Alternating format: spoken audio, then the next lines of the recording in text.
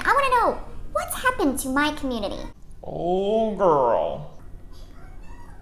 This isn't tea. I don't drink tea. I drink coffee.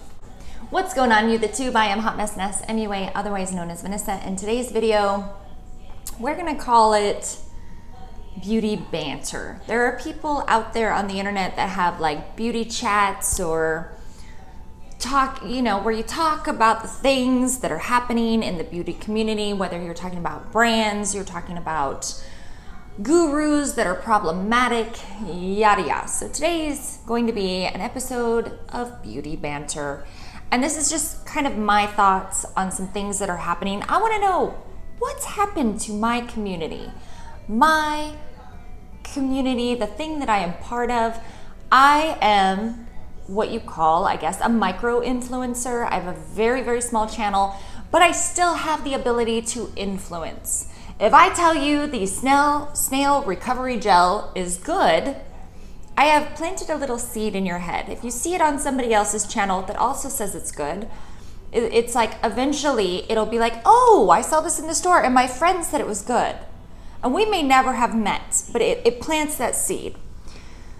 So what I want to talk about today is some of the things that are going on within our community.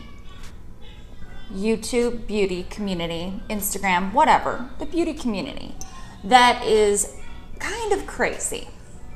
We're going to go into a couple different points, but one of the things recently, it is all over my YouTube feed, and that's because I've watched a couple drama videos. Yeah, I do enjoy it. It is a guilty pleasure. I watch drama videos. There, I said it. But everybody is all over, the Jeffree Star situation with Manny MUA and Laura Lee. Nikita Dragun's in there, and so is Gabriel Zamora. And I don't know, maybe this should be a testament to everyone. And I tell my kids this all the time. Whatever you put on the internet stays forever. Forever. And maybe people didn't really realize that when they're typing shit out online. I started following, I did a Twitter account when one of my friends had showed me a new Jeffree Star product that was coming out. And I was like, how did you know about that? It's not on Instagram, it's not on blah, blah, blah. And she's like, oh, Jeffree's Twitter. So that's when I started mine. Because I was like, I want to know when he's coming out with stuff. And if that's another place, I very rarely go on Twitter. But since there's been more and more drama, that's where all the drama happens. Now there's some lines here. The hard part about, and I know this very, very specifically, because I am a very small channel, growth within this industry is difficult. It is so saturated. Everybody's got a makeup channel. Everybody reviews. How do you get known? Well, you get known by doing collabs with other influencers around your size. Someone shouts you out, a brand notices you and reposts you on Instagram, those kind of things. And Twitter is kind of the place that you can chat and throw out your thoughts for other people, and you can actually gauge with your audience more. And I think because I'm older, I see things a little differently. I think once you hit a certain point, not everything is so flippin' important, okay? Every little word, you just learn that some things are like, oh, that's strange, let it go. Because if everything is so important, then nothing is important. And I feel like that's kind of the stuff that happens these days. Somebody says something, it gets magnified. Believe me, in my lifetime, if I had somebody repost everything I said, taken things out of context, I'd be in a lot of hot water too, as we all would. I think the major thing here is that these big influencers that have thousands of people following them need to realize that their words should be chosen carefully, right?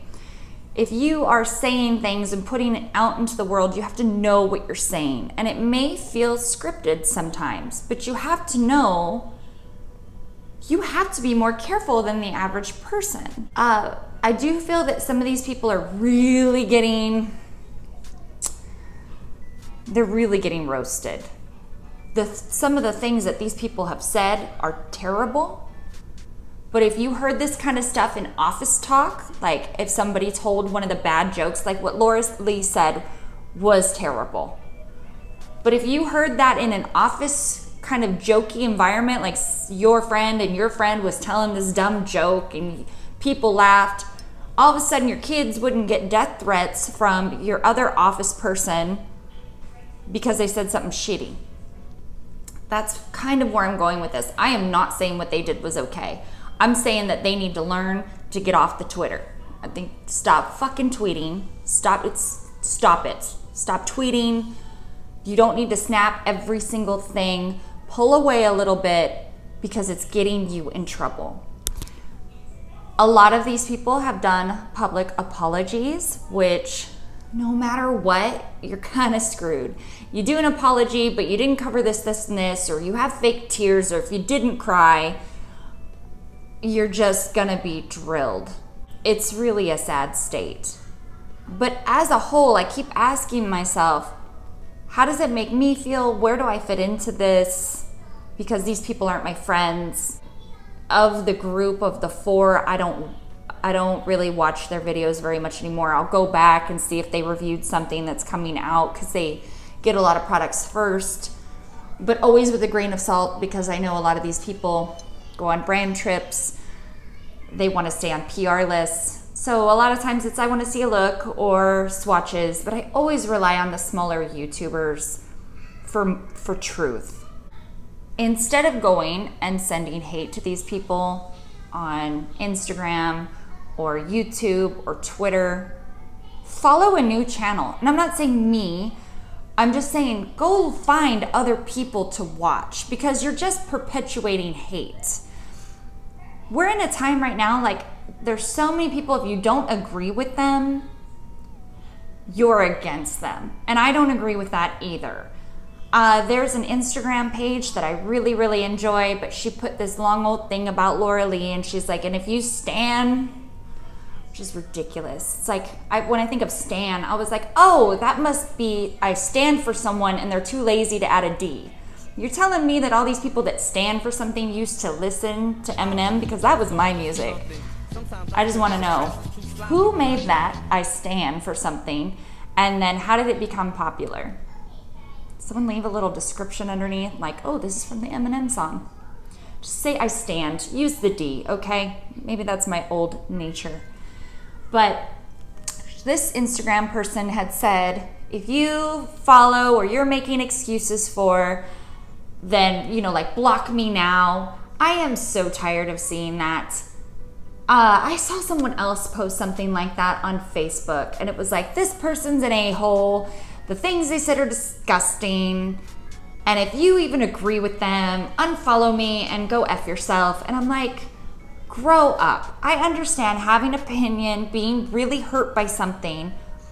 And you can say it's because I'm white or I'm this or I'm that. But it's no, just as a general human, okay?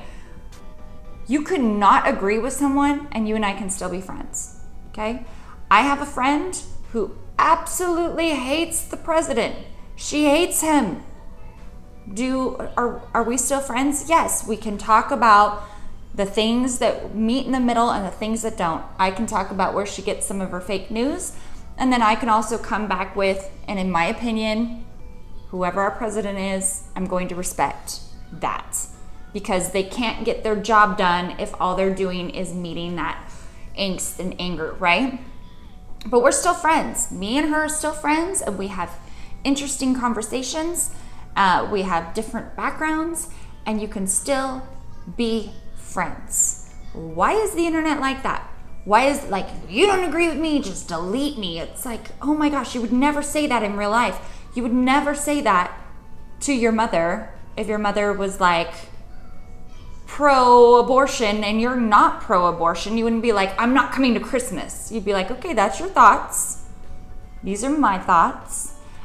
And I feel like the internet has gotten to a place that's so crazy that there are times that I'm like, I just don't even want to be a part of this. I don't want to be relevant. I don't want to understand. I don't want to get it because I feel the anxiousness and it's not real, guys. That's the bottom line. It's not real. If Laura Lee and Manny and Jeffree Star or whoever out there in the internet is making you feel a certain kind of way, ugly, negative, frustrated, don't watch it. Stop watching it. It's that easy. Because we feed it because it's a story. People love stories. And that's really why drama channels are so poppin'.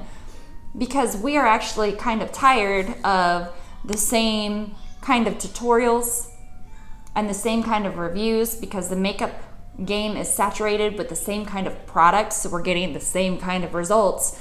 So now we're interested in stories. So a drama channel will tell us a story behind something, and I know in my experience, I always look at things with a grain of salt. Like, okay, this is what they're presenting to us. It doesn't mean it's the end all be all. And that's just how I take it. And maybe that's as I've grown up. But when Laura Lee had said in her apology video that her family was being threatened, whether you want to call bullshit on that or not, I don't care. But her niece was attacked, supposedly. Could you imagine? Let's go back to the story in the beginning where someone's telling an inappropriate joke. Could you imagine that person's kids walking home from school and they're attacked? That means that the parents told the children to go attack said child who had nothing to do with the whole situation. That is insanity. So for people to take YouTube so damn seriously is stupid. Do I believe that could have happened? Yes, I do, because I see how crazy you guys are in comment sections of people's videos. Like, fake cries and kill yourself, and really?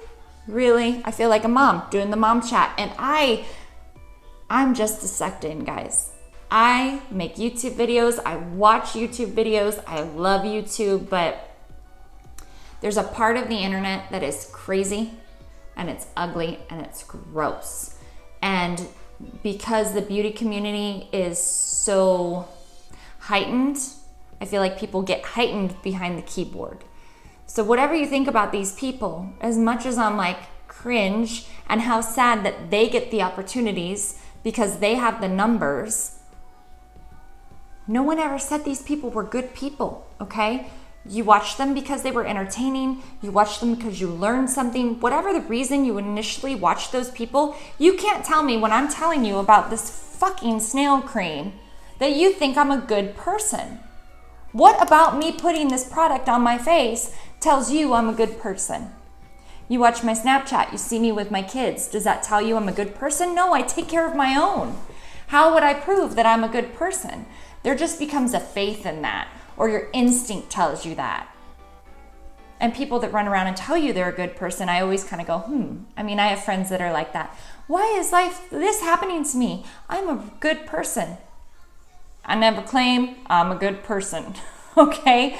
I've done some stupid things in my life, but I don't run off of like this religious base of like God wants me to do right. It's like, no, you want to do right because you want right done by you. You know? If I lost a $100 bill, it would be great if somebody returned it to me. So if I find a $100 bill, I'm going to turn it in because that would be great if it happened to me. Doesn't always happen, but that's kind of where my mind works. People are good to me, I want to be good to them. If someone's a shithead, my first reaction is to want to hurt them or be mean to them. But you know what? If I'm a shithead, I want someone to give me a second chance. So that's where I come from with my moral background code. But just because I'm on camera does not mean I'm a good person. And it's the same thing. We go to movies all the time where we enjoy the actors. That doesn't mean they're good people. That means they're a good performer. So maybe the people holding up the products are good performers. So that's where you have to make the choice. So you watch these people because you enjoyed their content or you think they're good people. That's all I'm going to say about that, because people can go off on apology videos and this and that. Whoever said these people were good? They can say, oh, I've changed so much from the years behind me. And I can also go to the point where I can justify if I've ever said anything like that.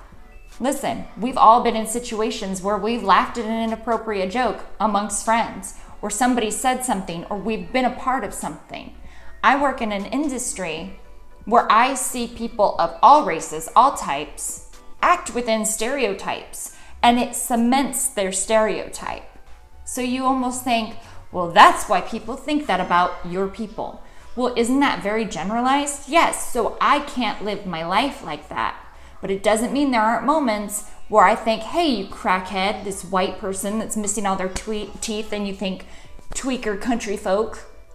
Is that right? No, I live in Southern California. So what does that mean? The other thing is that white people have less derogatory terms toward them, so it's harder to find things besides something like cracker, which really isn't derogatory because it shows a sense of power.